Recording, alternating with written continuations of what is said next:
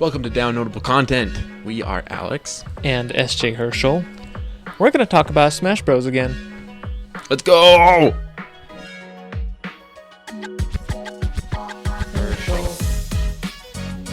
Herschel.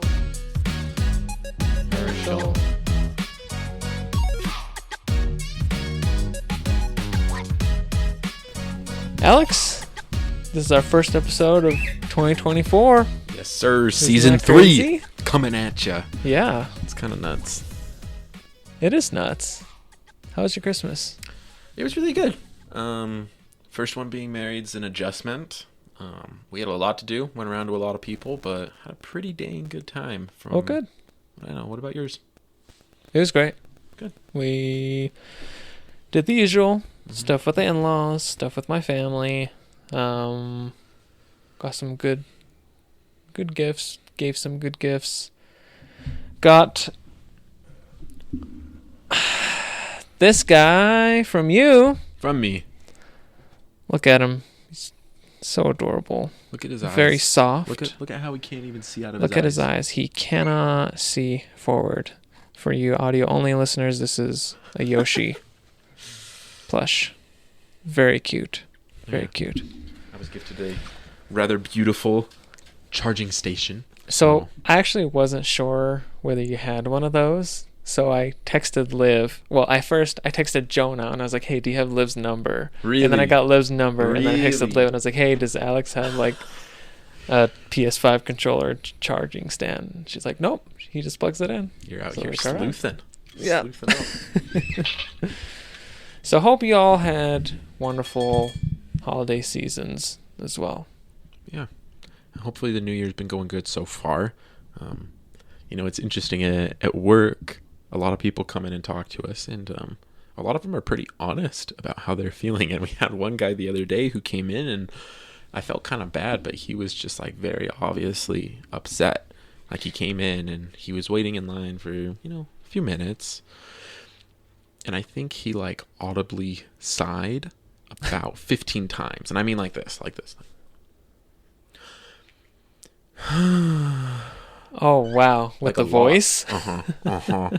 And like when we got around to helping him, he was like, this has been a really bad year for me so far. I'm having the worst year. We're like, oh, dang, man. Well, we're only a few days in. I hope it turns around and gets up.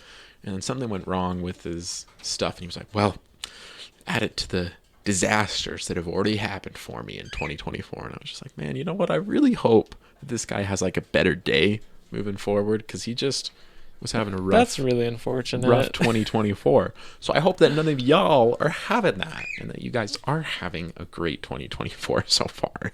And what a great way to start a good year by listening to downloadable content. What better could you be doing with your time? Like, it's us. And I mean, if you're out of episodes and you've already listened to all of ours, there's a bunch more behind the paywall. That is patreon.com. There's like 10 of them? Yes, There's I believe it's 10 now. Patreon episodes. Yep. And we're recording one today after this, so there'll be 11 by the time you get around to signing up. But There's some hey, good stuff in if you there. don't got the money, no pressure. We love you anyway. Of course. But we wanted to start by just kind of going over what's been going on. It's been like a month since we recorded something for the Yeah, because general like the audience. last one we did was Game of the Year, and that was just solely Game of the Year. So yeah, over a month, I'd say. What have you been playing? All right, let me give you the rundown. I've been playing a lot of Vampire Survivors, a little bit of Hades, Cyberpunk 2077, still playing that. That's about it, I think. Now, I also need to talk to you about my Steam Deck OLED journey. I thought we might have forgotten about that, but I just remembered as you were mentioning the games, and I was like, all right, let's get into it. So let me finish my video game stuff go for it. first. So Vampire Survivors is a 2D It's kind of like think like a tower defense game, Yeah. except the tower is you, like your character, and you can move around the map. Right.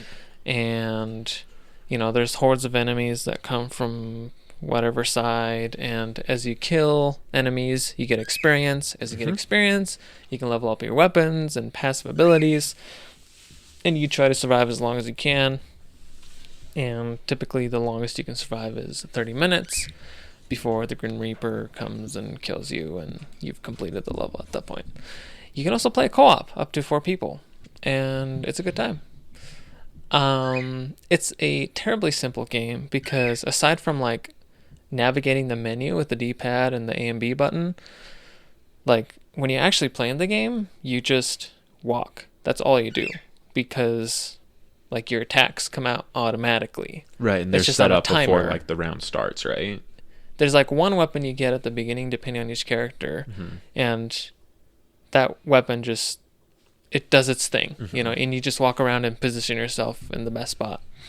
But it's so entertaining to me.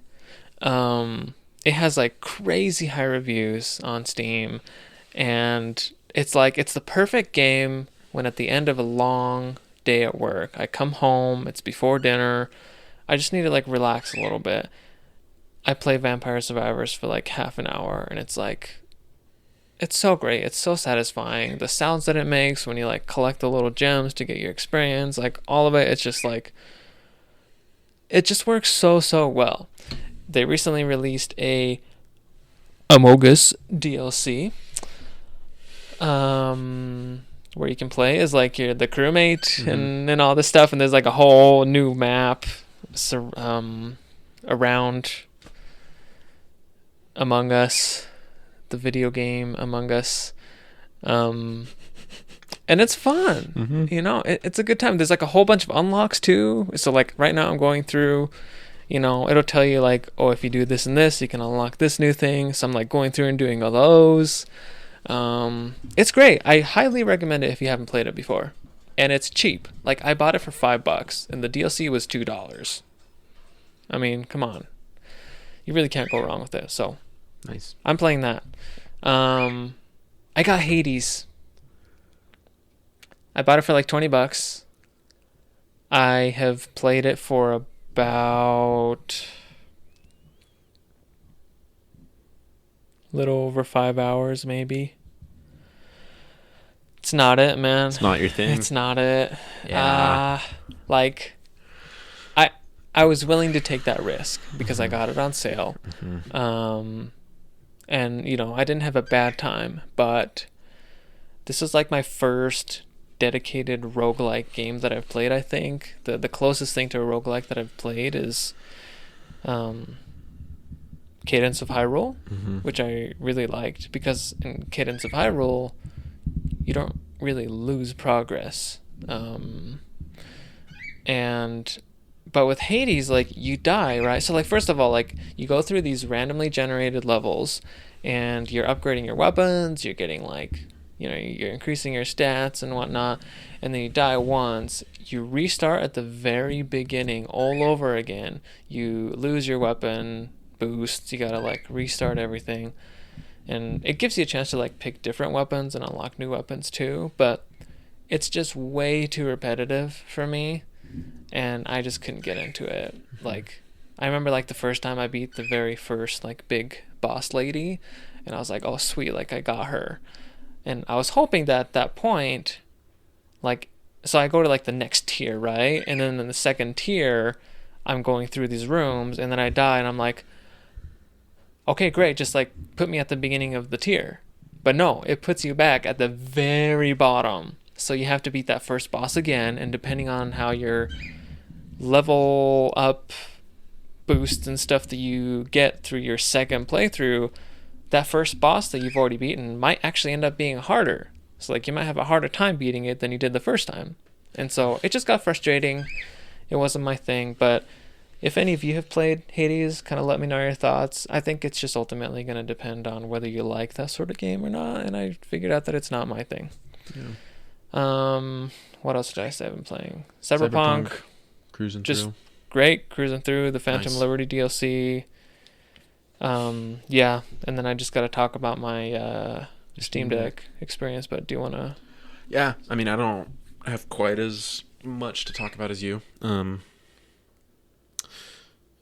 have 2 games to talk about here. Well, 3 things. But first off, for Christmas, I was actually gifted quite a bit of gift cards to the Nintendo eShop and to the PlayStation Store.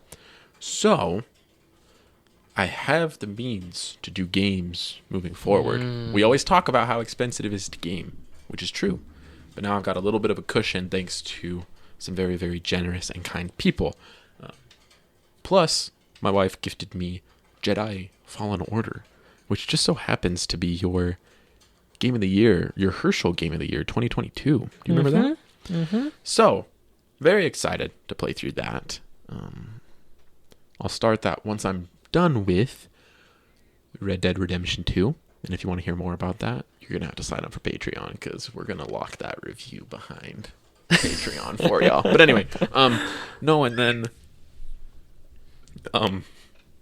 as you all know, I have small love affairs with mobile sports games like Retro Bowl or Hoop League. I recently started playing Retro Goal, which is the same people that made Retro Bowl, but it's soccer. Ooh, sorry about that, y'all.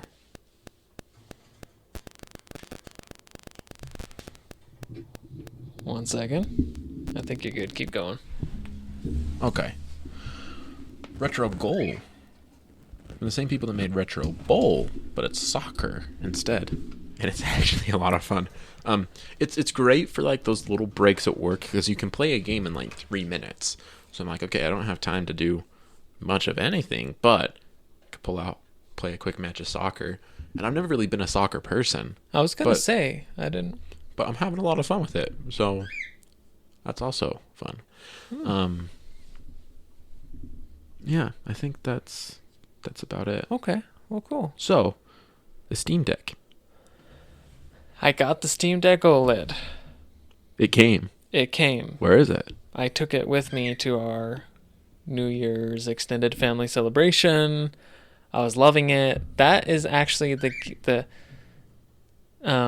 that's where I've been playing Vampire Survivors the most because it's perfect for the Steam Deck.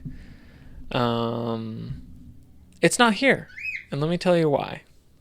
So, naturally, leading up to my purchase of the Steam Deck OLED, I did a lot of research on YouTube and watched videos, and one of the reports said that the Steam Deck OLED, there's like a few batches of the first production models that had this one minor issue.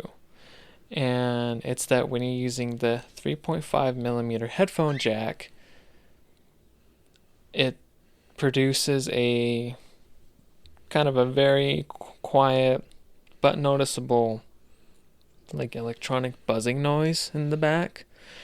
And when I heard about that, I didn't think too much of it because people were saying that you can just RMA it and they'll fix it for free. So I got the Steam Deck, I was playing it, it was great. I really never use headphones with the Steam Deck because when I play it, I'm in a setting where I can just use the speakers and the speakers sound great anyway. And when I have used headphones in the past, like I didn't want wires, so I just used like my AirPods and it was great. But I was like, I want to see if that problem is there just to check. And it was. So I plugged in my headphones and it was there. And the thing is, like, if I didn't know that was an issue, I probably wouldn't have thought too much of it. But because I know that it's a defect and it's noticeable and that they are capable of fixing it, I was like, just do it. I want this to be in like the best. Sorry about that, guys. Speaking of buzzing in I know, in for your real. ears. It's not that bad, but I was like, I want this to be in the best shape possible. So I contacted support. They sent me a label. I've sent it off. I should get it back within a few weeks. So, Okay. But it's gonna be a little tedious because I'm gonna have to set everything up again because it just gets gonna be, like factory reset. Yeah. Okay. Well, I love it. I It's look great. forward to holding it yes. the next time that I'm here. I will definitely have to try it out. Yeah. Cool. All right. So before we get into our main topic for today's show, we have decided that when we do not have a question of the day, we're just going to choose a quick topic to kind of warm up our gaming discussion. And today, this is something that I am probably unreasonably passionate about, but it leads into our main topic of the show. And it is this. I get unreasonably frustrated in Super Smash Bros. Ultimate when people refer to characters or moves that are broken or overpowered. I hate it. I hate it so much. And let me tell you why. Smash Bros. Has a history of having one or two characters that is like noticeably stronger than the rest of the roster, right? Like in the first one, Pikachu and Kirby are easily the best. Kirby In Melee, Fox and Falco are easily the best. In Brawl, it was Meta Knight. In Smash 4, it was Bayonetta and Cloud. In Smash Ultimate, I think is easily the most balanced Smash Bros. Ever. And so I agree. My problem with this is that the terms broken or overpowered have become so oversaturated that every single character has a move that's overpowered. I'm like, okay, but why are we talking about that? Because for every overpowered move you have all these other things that balance this character with the roster. At that point, it's not overpowered. This is the best technique and combos to use with this character. Part of my issue with this is we've played Smash Bros. Quite a while. Yeah. We have a lot of Smash time together. Yeah. How many times have I taken a Mario forward air spike off the stage? How many times have I gotten sweet spotted by your Marth and his tipper? How many times have I gotten kneed by Captain Falcon? These are not overpowered moves. And especially now where Smash Bros. Is, like, I feel like unless you're still playing Smash Bros. For the first time, like, when I'm playing someone who's playing as Mario, I know, all right, one of the things that they're going to try to do, they're going to try to get me off the stage so they can spike me. Like, that's just something you do when you're playing as Mario. Right. But I hear other people say that is an overpowered or broken move. I'm like, what? It's far from it. So it's just, it frustrates me because at that point it's like justifying getting beat by the same move over and over and over. And I get beat by those moves all the time. But that's not because it's the move's fault. It's because I don't properly defend against it. I know it's coming. All of you know all these overpowered moves that are coming. Even moves like, the DLC characters for Smash. Like, people are like, oh, their attacks are really strong, right? Like Banjo-Kazooie's Golden Wing, Hero and his magic stuff. Like, it's so random, so overpowered.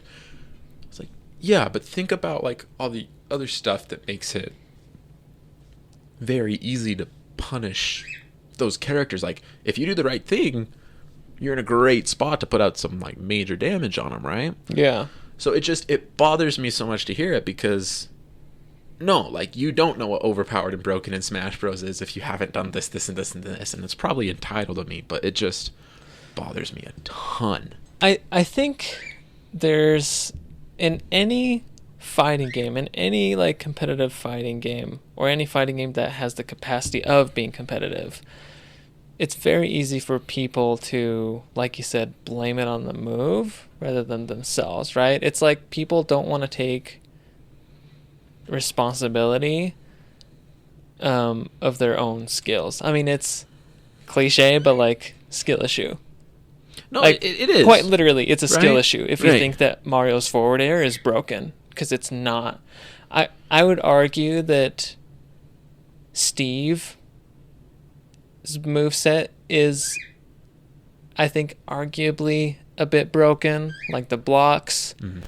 I have seen countless up Bs just get denied because Steve placed 3 blocks right at the edge of the stage. See, and honestly, Steve's one character that like I haven't played against Yeah. a bunch because it's a DLC thing. A lot of the people that I play with just don't even have him to begin with. And then when I'm playing with you, you don't play as Steve. No, I don't play as Steve. So like I just haven't really encountered it, But yeah, I think generally speaking, it's safe to say when people say, like, it's almost like popular to say like, "Oh, that move is so broken," right? it's like clickbaity. Everybody says that all the time. Yeah. But it's really not. Yeah. You're right. Like, I mean, Ultimate is so well balanced, and it's like, even like spamming. That's actually one of my pet peeves, is when people are like, "Oh, stop spamming that move." It's like beat it. It's like, no, like, you're not good enough to work around it, right? So Right. like, the thing is, like, if anything can be spammed and it's working, you should spam it, because that means the other person just isn't good enough, and you are utilizing the tools at your disposal to effectively beat your opponent. And like I'm not sure if this is accurate, so let's clarify this first. Isn't there like anti spamming stuff like built into the game, or like if you're using the same attacks over and over and over, like they gradually get weaker? Isn't that a thing? They right? do get weaker and weaker. So it's like, if you're still upset about it, like it's not like they're doing nearly as much. So like, just get around it. yeah. So, It just I don't means know. you're not good. It just means you're not Just get doing better. you're just not playing the situation as well as you could. I'm really hoping that I'm not like offending our We're, like, listeners right attacking now, people. because I don't have a problem with the individual themselves. I really don't. But like that really bothers me when I'm playing Smash Bros. Like, Yeah. a lot. I bring this up because when I was over the holidays, there was a time where I was with my wife's extended family, and they have young kids, right? Like I'm talking like 4, 5, and 6, and they're all playing Smash Bros together, and I keep hearing this over and over. Yeah. And it's about like simple moves. It's about like Link doing just standing neutral, just his 3 sword slash combo that you get for just pressing the A button. People are like, His that's jab. broken, and I'm like, oh no. So it's nothing against you, but it was on my mind, needed to get it out there. If you feel like we're attacking you, first off, we're sorry. Second off, message us and maybe we can share some tips on ways to get around some of these things that you feel are broken or unfair, so that you don't think they're broken or unfair anymore. Let's play Smash Online. I'm down. Do that. Don't do that unless you're prepared to get Mario forward aired off the stage about 7,000 times for the rest of your life. But hey, one day. It doesn't happen every time anymore. Now I can avoid it about 20% of the time. Honestly, I was surprised how well you played, like, fresh off of your mission. Like, you were rusty, but Yeah. you weren't bad. But speaking of Smash Bros. Ultimate, our topic of the day comes from Discord user Emu Master 42. himself. There's some number after it. I don't have it pulled up right in front of me. What? Emu Master came up with this idea with his brother, and he said, a ranking of your top 5 Smash Bros. Characters or maps. And today, we're bringing you both. Because Yep. we said, you know what, why not? So, do you want to do characters or maps first? Let's do maps, because I think Sounds characters good. are more exciting. I'm with you on that. Let me go with my number 5, Okay, yeah, that's how I'm going to do and then it we too. can just take turns. Go up. Fountain of Dreams. It's pretty dang good. It's beautiful. Mhm. I love the reflections. I love the music. Like the very first music selection when you pull up the music Mhm. options. The it gets like super intense. Oh my gosh, it's just so good. And I have always been a fan of the triplat Mhm. stages. Yeah, So I love it. Yeah. Final Destination, because classic, one-on-one, no items, Final Destination to find out who really is the best Smash Bros. Player. Mm-hmm. It's SJ every single time, but hey, Final Destination. Nope. It's a great stage. Hollow Bastion. Mm. So we're including DLC in this. Like Hollow Bastion, I go there when I'm using a character that likes to be up close and personal, because it's like a fairly small stage. It's just one little platform. Music is great. Half the time I'm just going straight down, picking Destati. Let's go. Nice. Yeah. Nice. Suzaku Castle from Street Fighter. Oh. This is one of the only, well, not only. I really like that one. I just really like the sunset aesthetic over the, like, would you say feudal Japanese, or what kind of Japanese architecture would you consider that? I just really like the look, like the buildings in the background of it. It's just very aesthetically pleasing. Very nice. Corneria. Nice. So all of my picks here are competitively viable stages, except Corneria, because Corneria, it's a super wide stage, right? You're fighting on top of the ship, and on the right side you've got that little corner, you know, where all the real people go to fight and all the shenanigans happen. I just love that so much. And on the very front, you can actually land on the little laser things, right? And you could like even fight in there, which is like crazy fun. So it's just like the right mix of shenanigans and yet being like viable. Like you can actually like have a one-on-one there, right? Without like jank. Because if you just turn off hazards, and that way you don't have like our wings coming in blasting you out of the sky. You know, anything that happens is like your fault. Yeah, you know? completely. Yeah. Nice. My number 3 is New Donk City Hall. This is the only stage where... Good choice. The only like transition-y stage where you're like moving around and stuff. Because usually I really don't like that in Smash Bros. But when you're playing New Donk City Hall, and you've got Jump Up Superstar playing, and you have those nice transitions just timing really nicely with the music where it's saying jump up, and it's like, man, I'm playing a Mario game in the middle of Smash Bros. Ultimate. I love New Donk City in general. The music's great. It's just a music good selection time. in Smash is incredible. I mean, It when really you think is. about how many songs are in the game, it's straight up like an iPod on its own. Like, you can just go into the soundtrack and just listen through it. Sakurai has said this before, but that alone should be worth more than the price of the game itself. Definitely. My second one is Pokemon Stadium 2. And for you guys out there that may not know, the difference between Pokemon Stadium 1 and 2, I believe, are differences in the blast zones, primarily. So at what point do you die when you leave the stage is slightly different. Stadium 2 is the one that is typically used in tournaments, so I prefer that one. Anytime I go there, I'm just going to go and pick the Cynthia theme song, which is great. It's a good time. It's like, it's a good mix of like having a couple platforms to make things up, but it's like fairly flat, kind of like FD, you know? Yeah, so definitely. My number 2 is Dreamland from the original Kirby stage from the N64 with the tree. The pineapple. Yep. I love it. Same type of thing as the reason you brought up Gourmet Race. Just Gourmet Race is great. I love those. I think back on, because my first Smash game was N64, the original Super Smash Brothers, and even then that stage was just so fun to play on. It's just such a good time. I love Smash Bros, man. All right, my number 1 is Town and City. It might seem really bland. Here's why. It's purely for like how the stage plays. So I love that, like at the start of the stage, it's just like FD, right?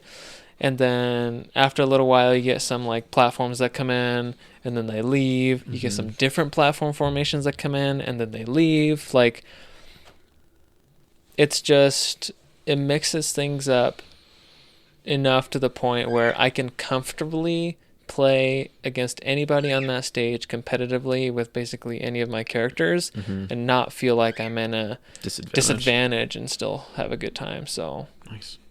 Purely from a competitive standpoint. Cool. Music selection, KK Slider's cool, but my number 1 is Mario Galaxy, because the Gusty Garden song deserves so much more love than it gets. That's the default on Mario Galaxy. I love that. Are you talking about the one that's like dome? Shit, that's your favorite stage? I love that stage. Now, I will say, I'm going to say this. Generally, with most of these stages, I do tend to have them either Battlefield or Omega, so that it's just... Sure. It's either the FD version or the Battlefield version, right? Okay. But even with the roundy boy, I really like it. And part of the reason why the dome doesn't bother me as much is I'll introduce my favorite character to you later in this episode, but he just happens to have some strengths that make playing on the dome not an issue for a lot of his attacks. And I'll go over that when we get to the characters, just so that we can kind of keep it nice and loose and interesting. So okay. Well, speaking of characters, my number 5 is, and some of these I really struggled with because I realized I have like a few characters that I like to play, and there are like 1 or 2 that just didn't make it in here. But my number 5 is Peach. I've been enjoying Peach quite a lot lately. I like her floaty mechanics. I like her turnips. I'm not great with her still. I'm trying to get better. But yeah, she's just like fun. No character is like her. Nice. Yeah. My number 5 is Pikachu, because I like Pikachu. When Ultimate first came out, I was like, well, I want to have like a character for each iteration of Smash Bros. So I want to choose one of the ones from the original Smash Bros. I'm going to be really good at it. And then all the new characters from Melee, I'm going to choose one of those, and so on and so forth throughout. And I didn't really stick with that. But that does mean that when I first got Ultimate, I spent like a lot of time with Pikachu, because that's who I wanted to go with. And I've kept him up. I think he's good fun. Definitely not my best character, but I do have a good time playing this little rat guy. Yeah. So I like Pikachu. I feel like I hit a wall though. Like I can't get him any better than I have right now. Number 4, Mario. I like that forward air spike. There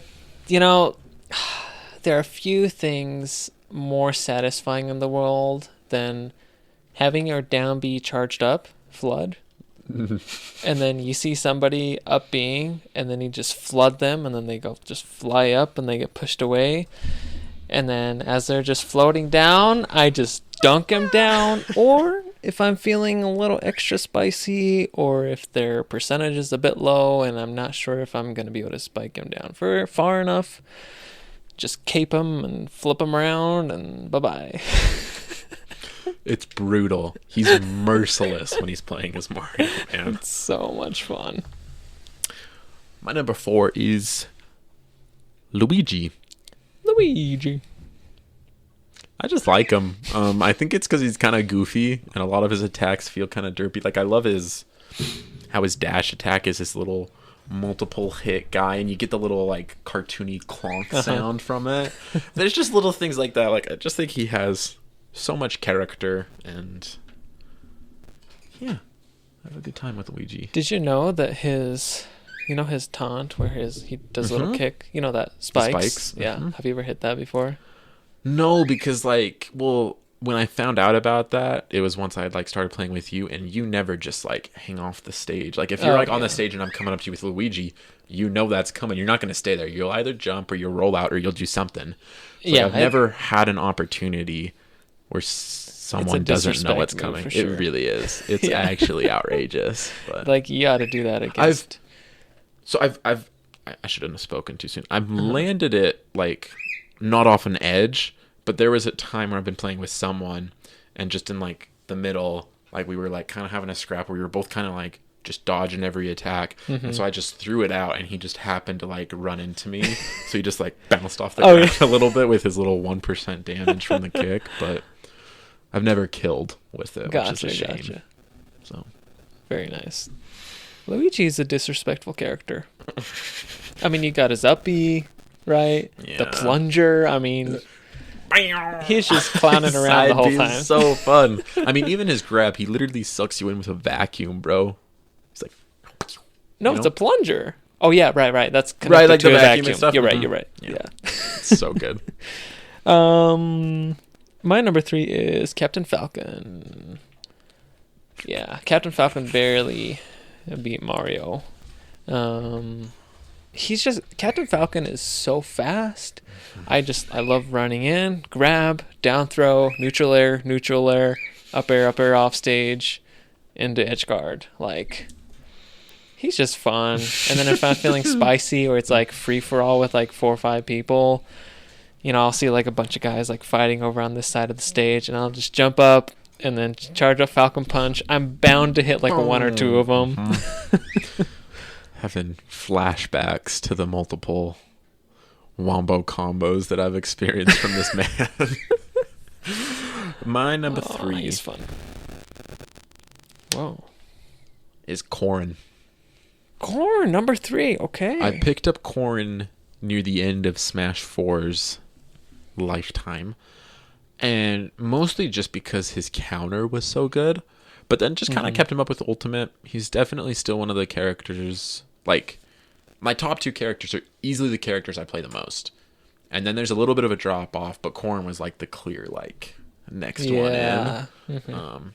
And because Corrin very, very specifically has to have a certain skin, you have to play as a female Corrin first. You have to play as female. I don't know anybody that plays as male You Corrin. have to play as female Corrin. And, I mean, the base female costume's nice, but my personal favorite, I wear the orange one a lot. Orange It's one, yeah. Orange female Corrin. It's the way to go. Here's the thing. Robin, I actually like the male one too. You know? Even like Byleth, I think the male one looks good as well. The Corrin's, though, it's just, I don't know. He's bare feet. You know, it's just the hair is a little awkward. For me, it's not that the male design is bad. It's that I think the female design is so much better. I agree. Like with Byleth, male and female, like both of them are like equally like, okay, that design, like there's not a clear winner. And same with they both Robin. look good. Both of them are acceptable for me. But with Corrin, and I would say that the male design is good, but the female design is just so much better that it's... I think it just fits. Yeah, the design fits the female character way better. Yeah, I agree. For sure. That's what it is. Number 2. Can you guess? I bet you can guess who my number 2 is. I'm surprised because there's like 3 or 4 options in my head going through. Okay. Byleth. Okay, that's when you started with B, I was like, okay, it's got to be Byleth, but I don't want to seem like a fool. Byleth is my favorite DLC character. I love Byleth's reach. I love her neutral air. The uppy out of shield is great. Upping people in the air is great. You just spike them down. Like, it's probably the only like slow character that I consistently use is Byleth. Byleth is slow, relatively speaking, to the rest of the cast. I'm really interested to see what number 1 is now, because I thought I knew what you were saying, but I would also say your number 1 was a slow character, but okay, I guess we'll see. But yeah, no, Byleth is definitely slow. Yeah, no, Byleth's just so much fun. Yeah, nice. My number 2 is Lucas. Now, please don't unsubscribe. I know a lot of people really hate Lucas, okay? But he's just a good time. Part of my passionate dislike for people saying overpowered is because people are always calling Lucas overpowered and broken and stuff, and I think that's just kind of silly. They'll say that like as soon as they get hit by a side PK B. ice, it's either PK fire, Yep. or PK ice, and they're PK freeze. Sorry, Yeah. and They're they get triggered. frustrated. But like, he's really not, and I just have a good time with him. I've never been one to, like, I honestly don't use PK fire a ton. Maybe I'm wrong. Maybe I'm biased in looking at myself, but I don't feel like I think do you that use very it much. too. I use PK freeze a lot as like You my do. main edge guarding tool. But anyway, he's a lot of fun for me. My favorite thing is just like his aerials come out so quickly compared to the other characters that I have, where I'm just, short hopping and using an aerial attack, and those, I don't even know what you call Yeah, it, it's like the like energy forward stuff. airs It's and- coming out fast. Also, his back air spike is really nice. Yeah, that back air spike. The little Very flippy satisfying. guy. Ooh, Yeah. it's nice. So, Lucas. Before I give my final number one, I just want to give a honorable mention to Marth Okay. because he was my Smash 4 main. Mm-hmm. And I still use him consistently. Mhm. I love Marth. He's just fun. It was between Marth and Peach barely edged it out just because, Of recency and stuff. yeah, just recency what's bias going on probably. The other honorable mention is Sora because Sora actually made it into Smash. I'm just blown away that happened, and I like playing as Sora as well. Mhm. Sora's fun. Just didn't quite make the cut. Yeah. My number one, you know who my number one is. Palutena. Okay, that's what I thought. Yeah, That's it's what I Palutena. If you've been on Discord, you know. That's my profile picture. It's been that way forever. Palutena was the character that just clicked for me when I picked up Ultimate. I first immediately went to Marth because Marth was my main. As soon as I figured out that the combos that I did in Smash 4 just did not work anymore in Ultimate, I was like, I need to explore other characters. I was just going through the whole roster, played as Palutena. I was like, wow, this is it. And I already kind of liked Palutena from Smash 4, but Palutena in this game is just a better version of Smash 4 Palutena. She has a counter. She has a reflector. She has really quick moves. Also some really slow moves as well. So you have to kind of be selective in how you use them. She has her up B teleporting thing is great. Her upper is really good. She has a spike. She has a really well-rounded arsenal to deal with most characters, like most characters on the roster, and really quick and really fun. Yeah. Nice. No, that's what I thought. I guess, yeah, Palutena's attacks come out fast. I guess I just thought of her as slow because, like, her movement speed's kind of slow compared to a lot of the characters. Would you agree? Like, if you're just standing on one end of the stage and you move to the other, would you consider her a slow character still, or is that just a me thing? No, I don't think she's slow. You don't think? Okay. No. I think the things about her that are slow are her tilt attacks come out slowly and her smash attacks come out very slowly.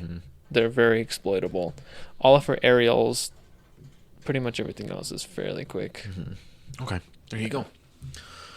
My number one is, rather obviously, Toon Link. Yep. It's not even a question. So my love for Toon Link obviously sprouted out of my love for Wind Waker.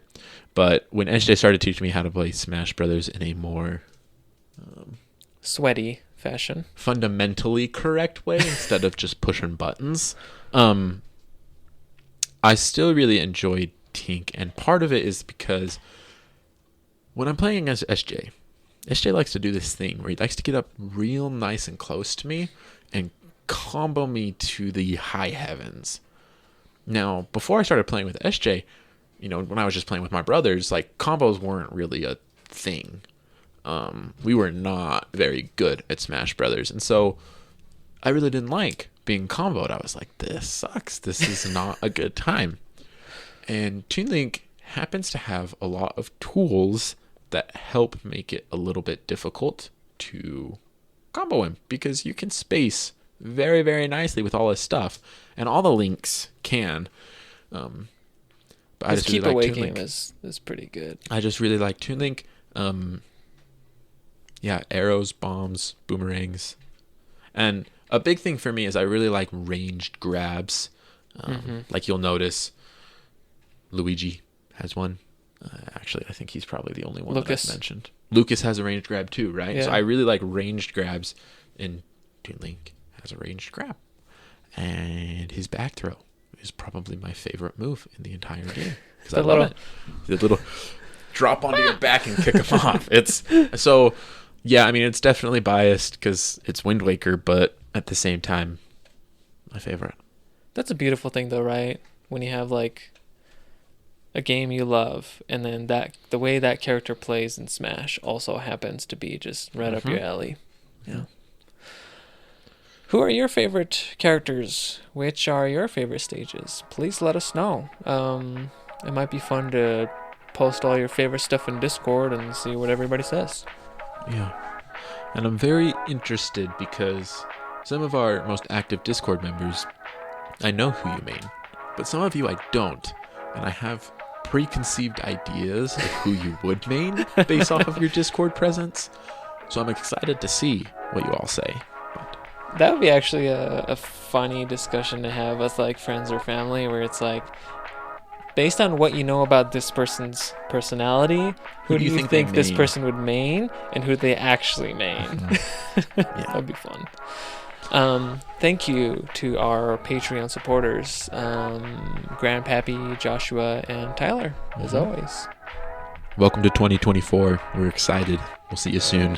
Alrighty. Love you guys.